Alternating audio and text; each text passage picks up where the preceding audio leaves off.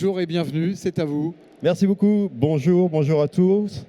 Monsieur le député, honoré, monsieur Latombe, d'être présent à cette présentation de la problématique qu'on a en ce moment, la préférence européenne, et avec la problématique du référentiel sur qu'est-ce que trop européen, qu'est-ce qu'avoir un bon impact sur l'Europe. Alors ça, c'est un peu rapide. Olivier Roux, donc je suis un ancien CEO de la tech. Je suis un pur produit de la Startup Nation. J'ai créé une boîte il y a plus de 13 ans, que j'ai revendue il y a 3 ans. Et que j'ai revendu à une Next 40. C'est parmi les 40 startups les plus cotées, on va dire, en France. 360 Learning. Et j'ai la chance d'avoir le temps en ce moment pour me consacrer à l'enjeu de souveraineté européenne. Donc, on va commencer par un sujet très simple, et je pense que je ne suis pas le seul à avoir eu ce sentiment, et c'est un peu ces 2 jours au salon, c'est un peu le constat, on va le dire gentiment, mais ça reste une problématique de divorce. On prendra le temps, mais un divorce avec la tech américaine. C'est le temps d'un divorce, mais on va le faire. Maintenant, le pourquoi. Pourquoi ce divorce? Tout simplement parce qu'en fait, on a un certain nombre de preuves qu'actuellement, continuer avec la tech américaine ou d'autres tech est une problématique sur simplement des lois extraterritoriales comme le Patriot Act, le Cloud Act, le FISA. Et on parle souvent de kill switch, et j'ai vu pas mal, effectivement, d'articles sur potentiellement un jour, il y aura un kill switch. Mais il faut arrêter ces articles sur potentiellement un jour, il y aura un kill switch. La réalité, c'est qu'actuellement, il y a déjà un kill switch. C'est le kill switch, par exemple, de Nicolas Guillot, qui est quand même un juge de la Cour pénale internationale français, qui est exclu de Visa, Mastercard, Airbnb, Amazon, PayPal sous décision du gouvernement américain. Et ça, je suis désolé. Mais quand on en est à ce niveau-là, il ne faut plus parler d'alliés. Aussi, une autre raison, c'est l'enjeu démocratique. Pendant longtemps, le business et la politique, parfois, ne se rencontraient pas. La tech américaine est venue tellement grande, tellement puissante, elle a des enjeux tellement forts qu'elle est obligée de rencontrer le politique. Et là, effectivement, on a des preuves, que ce soit effectivement avec M. Musk à l'AfD, le parti d'extrême droite allemand, que ce soit Peter Thiel, qui a une stratégie qui a fait qu'effectivement, notre cher M. Trump a été élu. Il ne faut pas oublier que M. Trump n'est pas une erreur de l'histoire. C'est une stratégie de personnes qui ont la capacité de faire en sorte de monter des personnes qui mettent en place une dérégulation qui est très bénéfique pour la donnée, pour la dispersion de la donnée, l'usage de la donnée, un peu de cette manière comme en Chine, d'une certaine manière. Eux, ils ont la capacité d'avoir toute la donnée qu'ils veulent.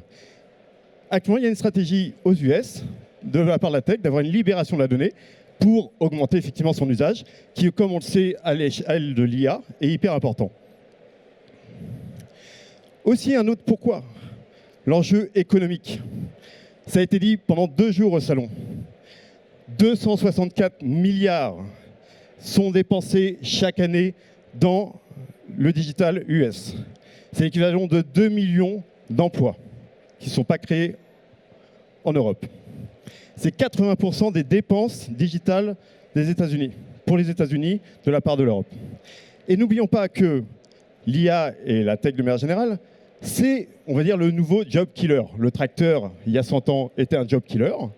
Maintenant, l'IA est un nouveau job killer. Autant construire nos tracteurs en Europe.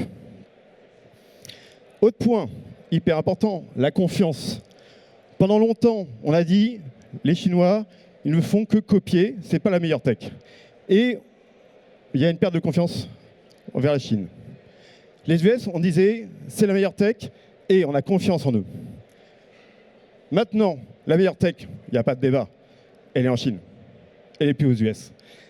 La tech US, simplement une vieille tradition de considérer qu'elle est encore la meilleure. Mais la meilleure tech, elle est en Chine.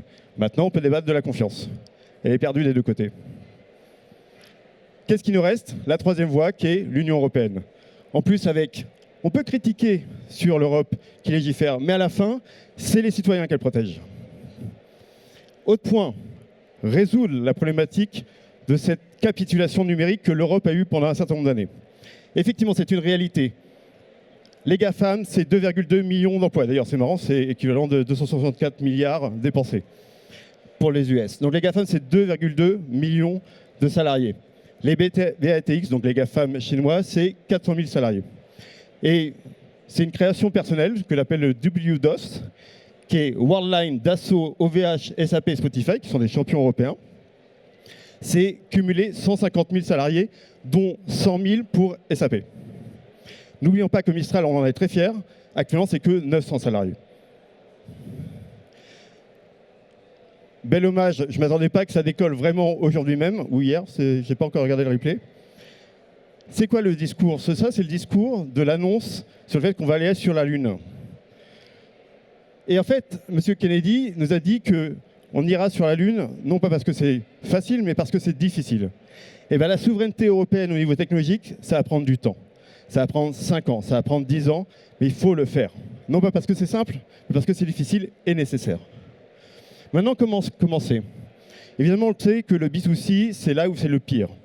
C'est là où c'est très compliqué à remonter la pente. Mais le B2B, on a un écosystème B2B beaucoup plus fort.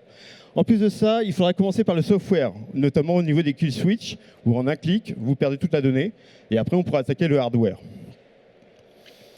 Les enjeux à éviter, on va dire les soucis à éviter, ce sont par exemple le security washing, le fait qu'il y ait une stratégie marketing pour faire croire qu'on est européen alors qu'on ne l'est pas.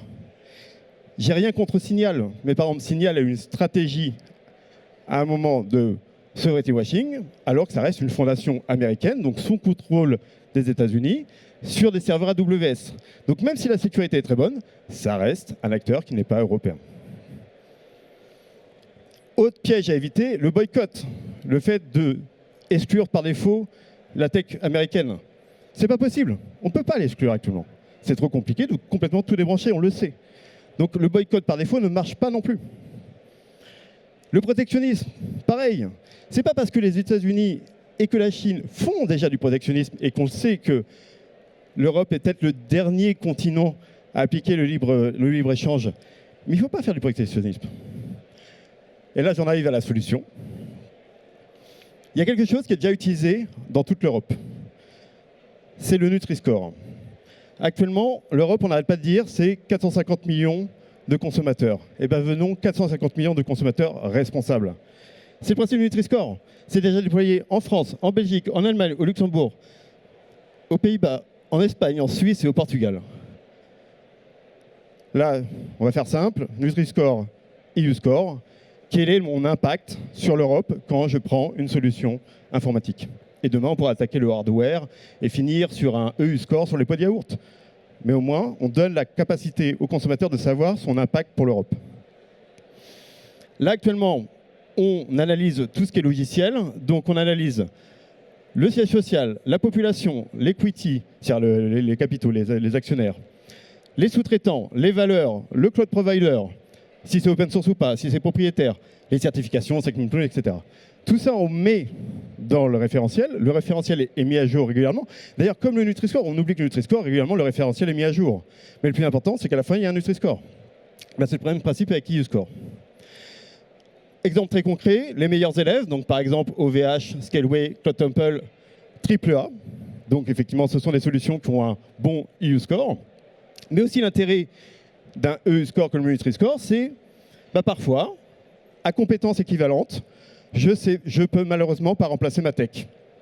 Donc, quitte à choisir une solution qui n'a pas un bon UE-Score, comme le Nutri-Score, je compare Google et Microsoft, je les mets en compétition, et Google crée un peu plus d'emplois en Europe que Microsoft. Bon, par exemple, autant choisir Google. Donc c'est ça, c'est à compétences équivalentes, choisir toujours le meilleur EU-Score. Là, ça c'est en ligne. Vous pouvez aller sur euscore.tech. Là, on dévoile toute la tech, toute la stack de toutes les entreprises européennes et non européennes. Donc, Cloud Computing, je sais que Cegid a des cloud providers chez Free, chez Scaleway, chez OVH. Et en plus, on met un petit point pour savoir si c'est plus ou moins avec un bon UE-Score. Donc, toute la stack actuellement est révélée. Et ça aussi, c'est important, c'est que mettre sous la responsabilité des entreprises européennes leur stack et que ça soit accessible de tous. Et là, j'ai plus rien. Ah voilà, je finis sur ça, pardon. Et aussi, c'est un point qui est hyper important, c'est que EU-Score, c'est non pas un label, mais c'est un score.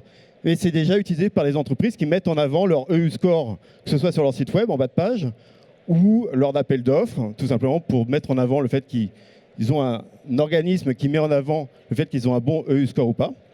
Et y compris au niveau des achats, EU-Score commence à venir un critère de sélection, c'est-à-dire que, par exemple, au lieu de choisir 10 entreprises random, je prends les 10 entreprises qui ont, par exemple, au moins la note A en EU-Score.